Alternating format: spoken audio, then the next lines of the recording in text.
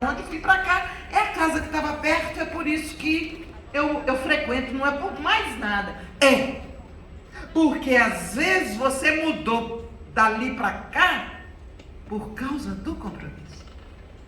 Então nós estamos em conjunto, grupos reunidos, nós estamos em conjunto por compromisso. Quando a nossa amiga veio aqui falar, por exemplo, vamos construir a sede do MEC. Médium que está dando a voz de comando para nós. Sabe por quê? Com todo respeito, eu tenho profundo respeito por todos os grupos religiosos. Mas quando nós vemos que um grupo de outra religião consegue espaço no mesmo horário e local que nós espíritas estamos, e chegamos todos caladinhos, ai que bonitinho, como é que eles são comportados, não tenham dúvida, eles querem mais espaço, eles querem minar o nosso espaço de trabalho. Nós vamos brigar? Não. Evangelho é amor. Evangelho é paz. Nós não vamos brigar, mas nós vamos plantar a nossa sede. Não importa que ela seja de tijolo, ela diz que é tijolinho, mas não precisa ser tijolo, pode ser até zinco.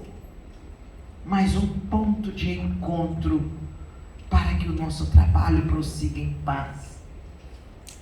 Aí, eu até que podia comprar um quadro. Ai, que horror, que quadro feio. Estou gostando disso não. Médium, tem recurso? Compra o quadro. Quer não? Dá de presente. Ou então fala assim, ó, eu dei o valor do quadro, agora você usa o quadro, torna a vender, que eu não vou levá-lo não.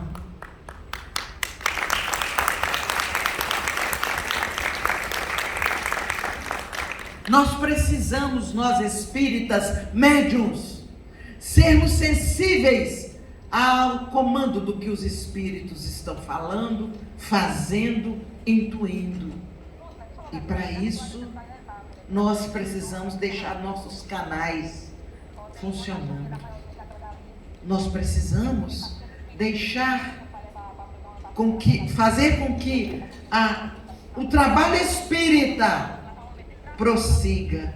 Não porque nós tenhamos apego ao título espírita, não é apego, é zelo para que nós possamos continuar divulgando a fé raciocinada.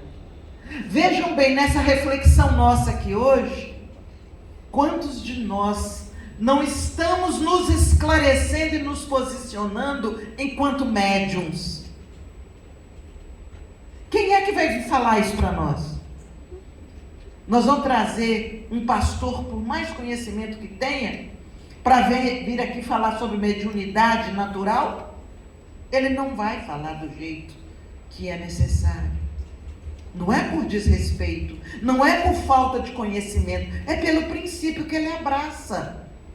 Então quem é que tem que falar sobre mediunidade? Somos nós espíritas. Ah, mas você não falou que a mediunidade é de todo sempre, de todo lugar? É. Mas quem está tendo a chance de conhecer a mediunidade nos critérios sérios da fé raciocinada, somos nós espíritas. Sem nenhuma pretensão. E nós temos obrigação, eu repito, de sermos médiuns onde estivermos, minha gente. Médiuns do amor, médiuns da fraternidade, médiuns da pacificação. Esse é o grande objetivo da doutrina espírita. É a evolução, é a luz, mas eu só vou colaborar com isso se eu melhorar. Se é a mediunidade da qual eu sou portadora, ela for instrumento de clarear o caminho para outros que estão comigo. Então, quando eu voltei contando a história do meu primeiro contato com os espíritos, eu fiz de propósito, para que aqueles que estão aqui, que são os chamados doutrinadores, sejam, antes de mais nada, os amigos fraternos dos espíritos que chegam. Eu não preciso de fórmula decorada para falar com os espíritos. Eu preciso de sentimento, de amor e de conhecimento. Porque se eu não tiver conhecimento, o que eu vou falar com eles? Por isso a importância de estudar. Existem alguns triângulos na doutrina espírita. Além daquele triângulo doutrina, ciência e religião, nós vamos encontrar aquele importantíssimo, aliás, filosofia, não doutrina, filosofia, ciência e religião.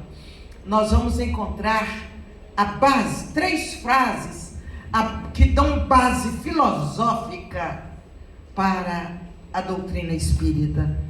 Nós vamos encontrar aquela frase que fala em evolução. Bonita, simples, natural. Nascer, viver. Alguém sabe o resto?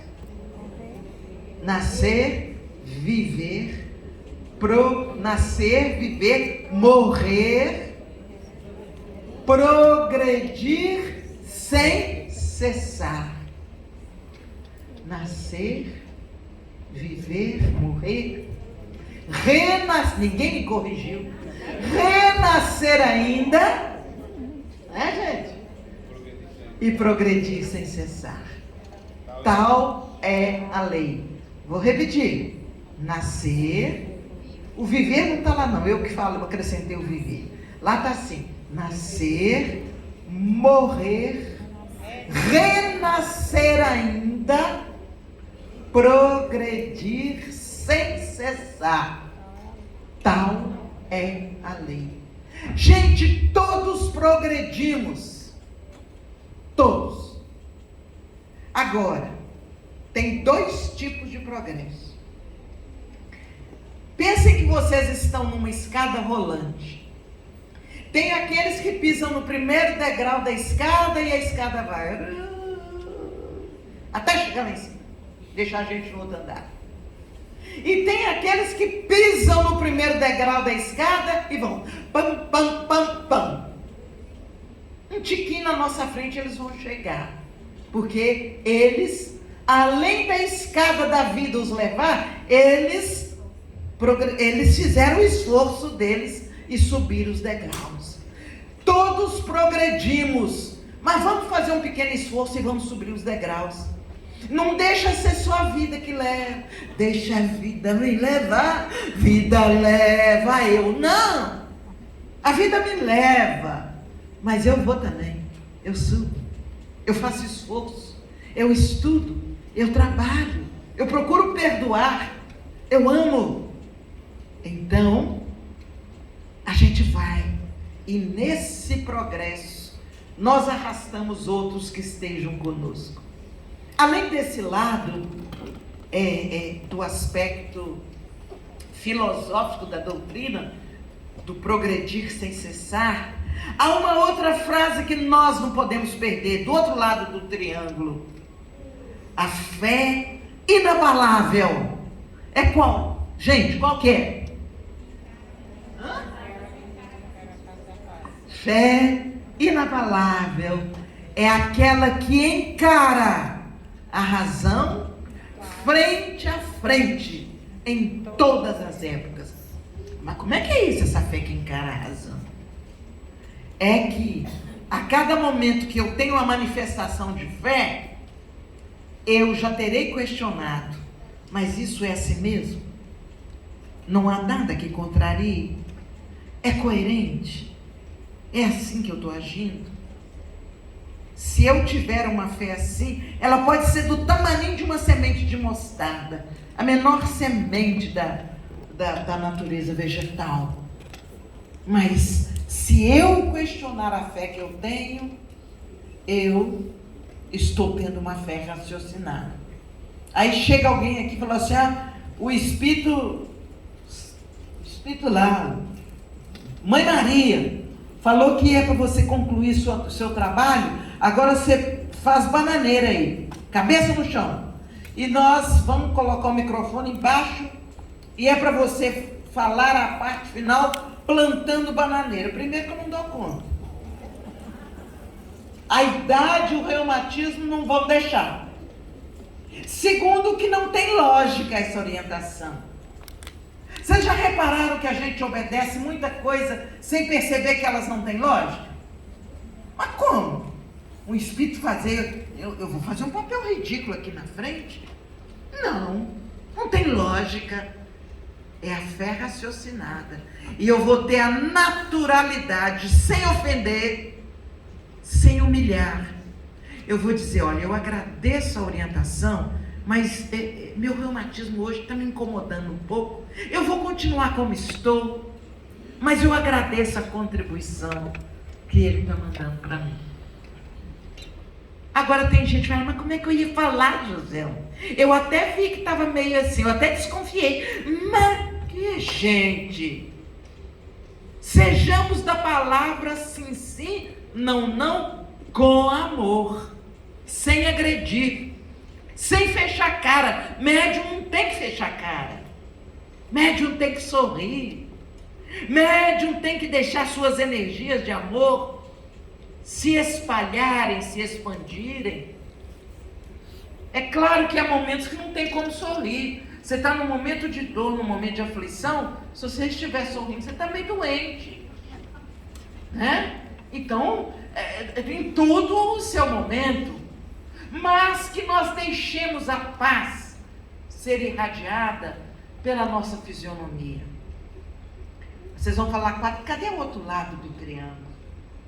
Pois é, a outra parte do triângulo, fora da caridade, o que é? Não há salvação. Esse todo mundo lembrou. Fora da caridade não há salvação. Aí vocês vão falar assim, mas eu vou salvar de quê? Se eu não fizer caridade, eu não vou para o céu? É isso? Fazer aquele, igual os mineiros antigos, né? Que cobriam as paredes de ouro, as paredes das igrejas de ouro, imagens de ouro. Não, estou fazendo a caridade para a igreja, para eu salvar e ter um pedacinho de espaço do céu. Não. Salvação é o ato de se salvar. Se eu não tiver caridade, se eu faltar com a caridade, eu não vou me salvar. De quê? Sabe de quê? Do peso, da carga dos compromissos que eu trago do passado. Eu só vou esvaziar essa carga de compromissos que eu trago se eu praticar agora a caridade. Mas que tipo de caridade? Não é apenas a caridade material. Mas não deixemos de praticá-la não, gente, porque quem tem fome, precisa matar a fome. Se a pessoa precisa vestir, agasalhar. Ontem eu estava no auditório, ai meu Deus, vai fazer frio. Voltei ao quarto para pegar um agasalho para fazer frente a quê? Ao frio de um ar-condicionado. E o nosso que está lá na rua, sem agasalho? Ele precisa do agasalho, ele precisa do alimento, ele precisa da nossa colaboração. Mas não é só a caridade material. E aí, às vezes, nós nos distraímos. A caridade da prece pelos necessitados. A caridade da paciência com alguém difícil. A caridade da tolerância de suportar uma chefia que eu não gosto, inadequada, mas eu vou tolerar. Tolerar significa aceitar com amor. Não é tolerar, engolir, deixar atravessar, descer. Não, é aceitar com amor. E na medida que eu vou fazer nesses exercícios de caridade, eu vou conseguindo me libertar dos compromissos do passado. Quer ver o que médium pode fazer para ajudar através da oração? Eu até acho que já contei aqui, mas são coisas que não se cansa de contar. Eu cheguei um dia no Chico, eles falaram, peraí que ele já vem. E eu fiquei lá na sala dele, esperando ele entrar, vir à sala, ele estava no quarto. E eu vi um jornal aberto na mesa dele. Eu fiquei indignada. Gente, que absurdo! Mas como é que deixa um jornal desse nessa mesa santa do Chico, a mesa de trabalho dele? Como é que deixa um jornal desse tipo aberto aqui? É aquele jornal que popularmente a gente brinca assim, se espremer goteja sangue. Só tinha notícia ruim naquele jornal. Porque pelo título eu já sabia o que o jornal geralmente noticiava. E eu fiquei assim, eu vou lá e fecho o jornal. O que eu faço? Meu Deus, mas como é que deixa isso aqui na mesa do Chico? Jesus amado! E eu comecei a ficar indignada sem fazer nada. Criticando, sem fazer nada. Aí lá vem o Chico. Aquela mansidão em pessoa. Aquela luz que ocupava um corpo de carne, como se viesse. Quase que. E ele chega. Ei, José. Ah, peraí. E foi pro lado do jornal. Aí eu falei, meu Deus, tá vendo? Eu devia ter fechado. Aí eu comecei a me punir. Tudo razão, né, gente? Tudo razão. Ele veio, ajeitou com muito carinho as folhas daquele jornal, ajeitou, dobrou e foi falando enquanto fazia isso. Sabe, José, quando eu era mais forte, eu andava até a esquina toda manhã para comprar os jornais da manhã. Agora que eu estou mais cansado, eu deixo que meus amigos tragam para mim a cada manhã os jornais. Aí, novamente a cabeça porca. Tá vendo? E esses nem pensam. Põe esse tipo de jornal aqui. Era a minha postura. Aí o Chico disse assim, chega aqui para você ver. E ele tinha, ao lado dos jornais, aquele tipo de livro de ata antigo, livro de atas de 200 páginas, aquele grossão e grande. Ele diz assim, toda manhã eu ponho aqui, em cada página, olha aqui como é que eu faço. Dia tal, estava o dia que eu estava ali, era aquele dia. Ele disse, olha aqui.